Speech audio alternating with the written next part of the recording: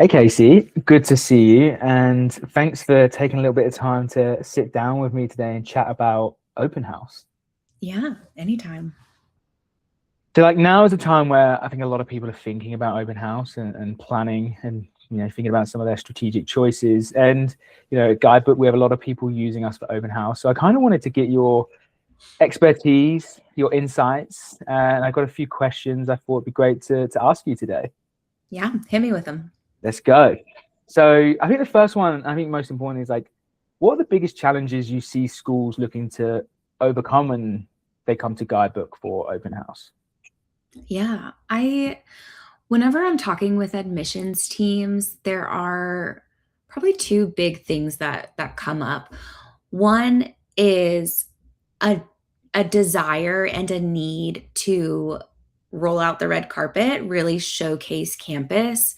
Um, because at that point in a prospective student's journey, they're still figuring it out. They're looking at all of their options. They're trying to get a feel for what each different campus that they're maybe applying to looks like, feels like, can they envision themselves there? So there's this need to make sure that everything is a standout experience, that everything looks and breathes like the campus does.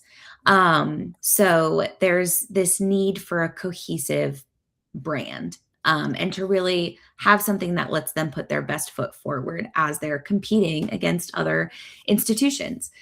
So I would say that's kind of the first thing that's always in the back of people's mind.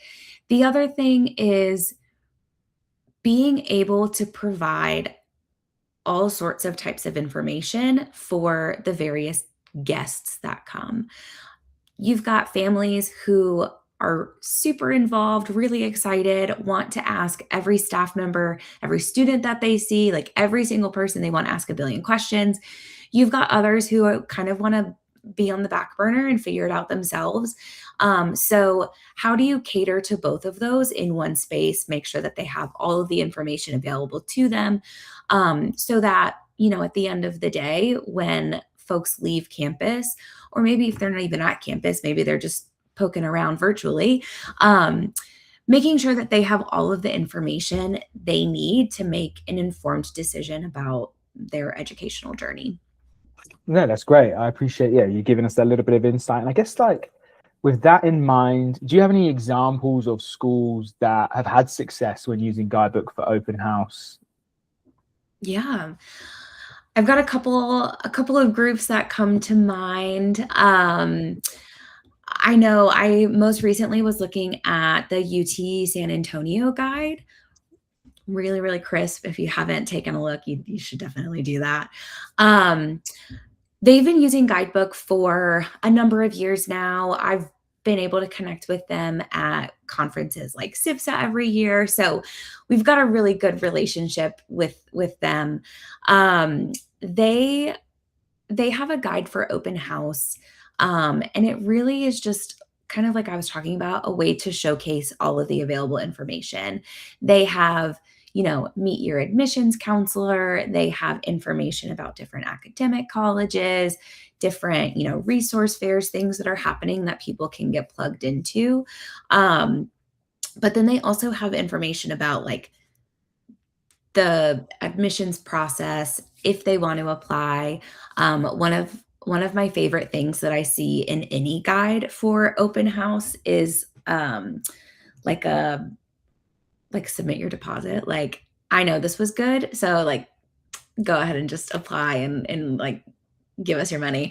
Um in a good way. Like, that's the end goal. Yeah, So so yeah, I personally really like their guide. They've been having kind of some good success with that. Also coupled with thinking about, um we talked a lot this past year about like ghost visitors. So how many people are coming onto campus that don't register in advance, and how are you still meeting their expectations and their needs and giving them the information?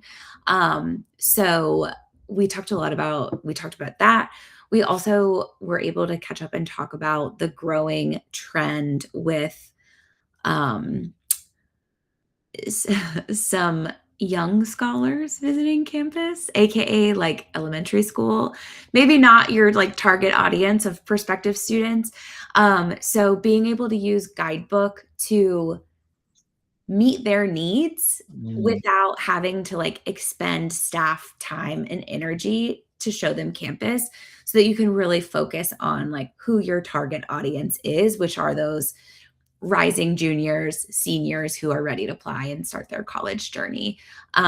So I don't know if that answers your question. There's kind of a lot. There's a lot in there. Yeah, definitely. I think that's really good information. I love the pay your deposit notion, right? It's like, Guidebook can help demonstrate campus, but hell, if we can help, increase conversion as well, that's Yeah. pretty cool. With that in mind, maybe when people are thinking about Guidebook or an app and, thinking about how to bring that together, like, are there any features that really stand out that, prospective students or clients of ours love when they think about building their open house apps? Yeah. So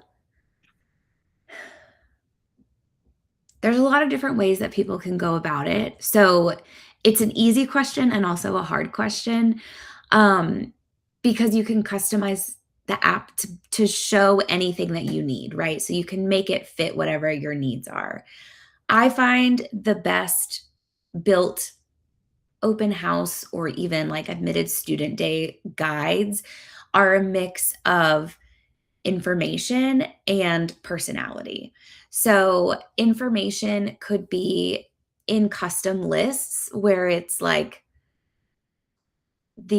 admissions process or departments on campus or housing, like sharing information about campus or campus partners or resources that are available so that they are educated about the campus community.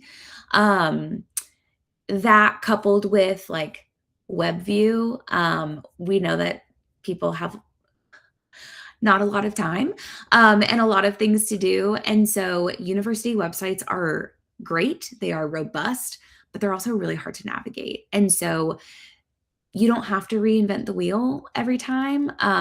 University of Florida is a really great example.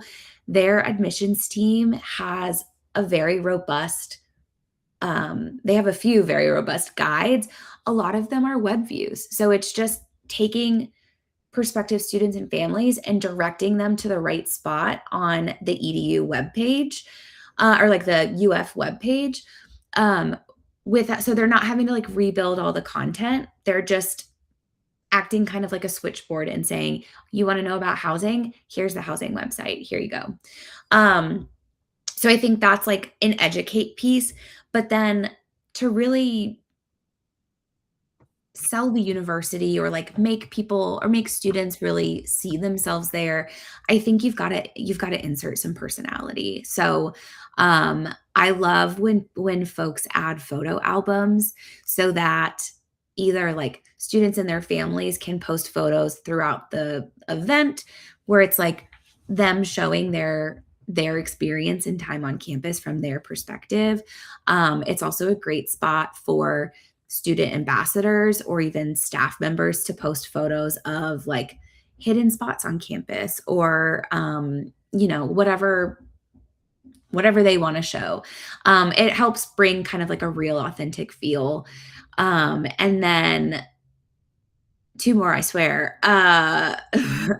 There's I would say Interact is a fun tool to play with. It basically works like a social feed if people aren't familiar.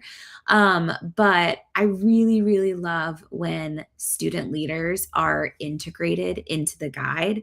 So it's not just a like professional staff member saying, here's what we have going on, prospective students, do your thing. They can work with their student leaders who are eager to connect. They provide that student voice. And so I always enjoy when there are student leaders on Interact asking like icebreaker questions or, Mhm. starting getting conversations started so that prospective students and guests feel comfortable then asking questions and really engaging. I find that to be a really cool dynamic. And then the last one, I swear, is again, just like thinking about student leaders. And maybe this is just my like orientation background where I'm just like, put the ambassadors out. I love when there's a like meet the student ambassadors, little headshots of everybody.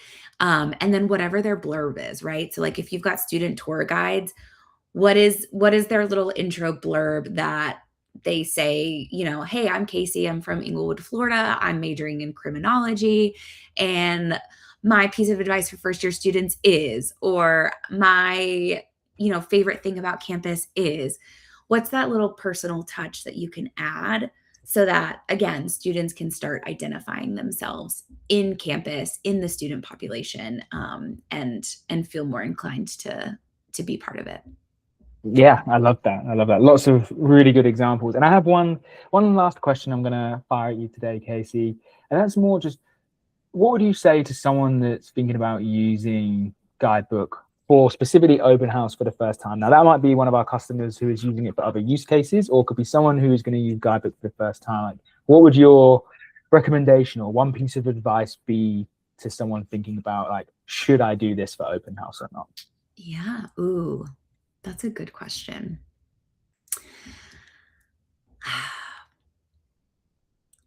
I mean, it feels simple, but I mean, I would just say, just try it. Try something new. If it's been on your mind, then something probably isn't clicking the way you're currently doing it. Which, like, there's nothing wrong with that.